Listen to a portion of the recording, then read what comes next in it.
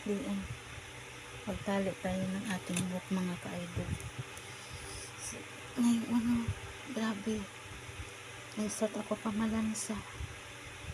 Alauna imedya tapos ako alas 5 na.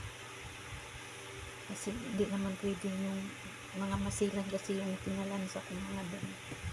Kaya hindi ako pwedeng magbasa ng katawan ko. Punas lang ako. Nagpalit ng damit. Ganun talaga nakakapagod mga kalods. Pahinga-hinga muna tayo para ano na naman. Ito pala yung kwarto namin. Ayan.